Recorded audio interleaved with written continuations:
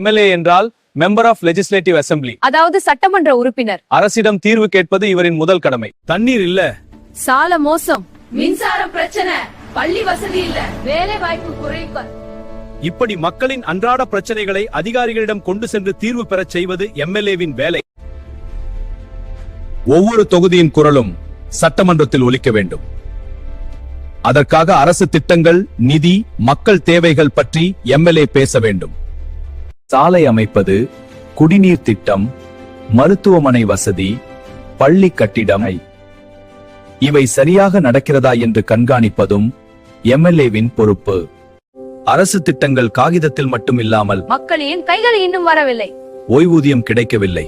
தமிழ்நாட்டில் ஒவ்வொரு எம்எல்ஏக்கும் வருடத்திற்கு சுமார் 3 கோடி வரை தொகுதி மேம்பாட்டு நிதி ஒதுக்கப்படும். இந்த நிதி எதற்காக பயன்படுத்தப்படும்?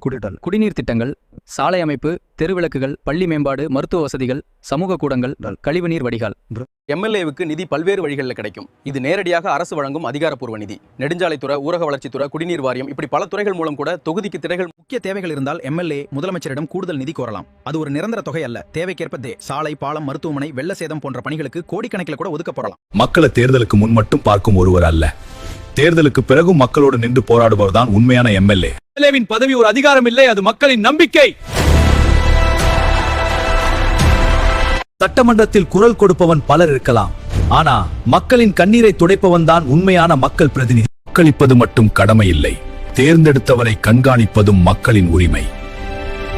வாக்கு போட்டதுடன் வேலை முடிஞ்சிடாது, கேள்வி கேட்க ஆரம்பிக்கும் போதுதான் ஜனநாயகம் உயிர் பெறும்.